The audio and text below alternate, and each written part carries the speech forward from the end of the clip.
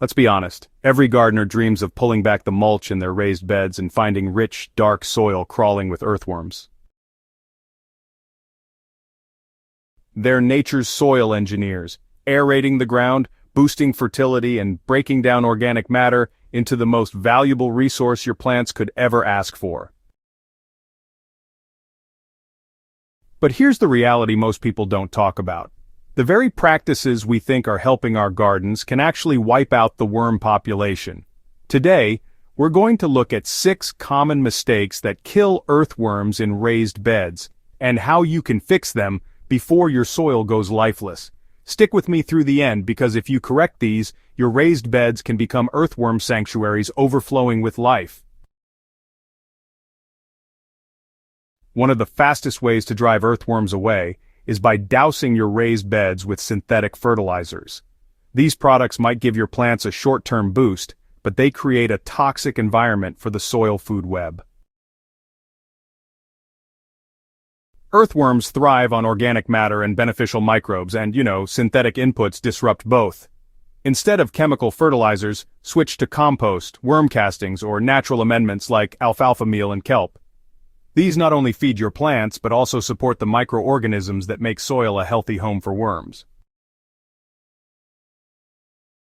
Raised beds dry out faster than in-ground gardens, which means if you're not consistent with watering, earthworms can literally dry up and die. Worms breathe through their skin, and they need a moist environment to survive. Letting your soil go bone dry even for a few days can devastate their numbers. The fix is simple. Mulch heavily with shredded leaves, straw or wood chips, and water deeply rather than frequently. This helps retain steady moisture and keeps the habitat hospitable for your underground allies. If you've ever dug into a raised bed and found the soil dense and clumpy, well, that's a red flag. Compaction makes it nearly impossible for earthworms to tunnel, which is their primary way of creating airflow and improving structure. Compaction often comes from walking on the soil, overwatering, or using soil mixes with too much fine material and not enough organic matter.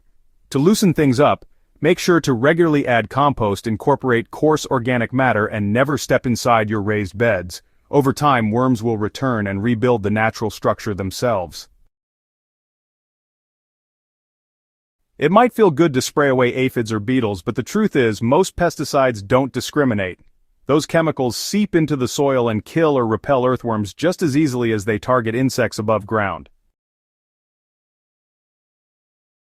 Even so-called natural broad-spectrum sprays can actually harm the helpful creatures living in your soil if you use them too much. The safer route, honestly, is something called integrated pest management. That means encouraging beneficial insects, hand-picking pests when you spot them, and only using targeted treatments if you really have to. If you want worms thriving in your garden beds, pesticides should always be your last resort, not your first. Worms aren't munching on your plants. What they're really after is the decaying organic matter that ends up on or gets mixed into your soil. If your raised beds are left bare between seasons, or you never add things like compost, mulch, or organic debris, worms just won't stick around.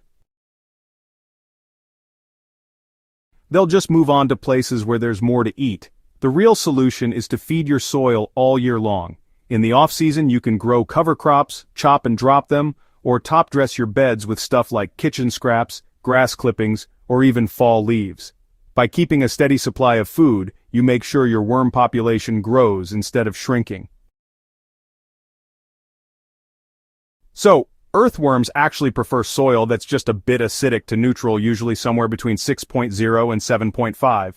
If your raised beds swing too far in either direction, like if the soil gets way too acidic or too alkaline, worms just won't thrive. For example, overusing acidic materials like coffee grounds or failing to balance with lime can push the pH too low. On the flip side, adding too much wood ash can make things alkaline. It's important to regularly test your soil and make gentle adjustments. Adding diverse organic matter is the safest way to stabilize pH and keep your worm population comfortable. Earthworms are like the hidden workforce of your garden, quietly improving soil health in ways no fertilizer ever could. But if you're overusing synthetic fertilizers, letting your beds dry out, compacting the soil, spraying pesticides, starving the soil, or ignoring pH balance, you're driving them away without even realizing it.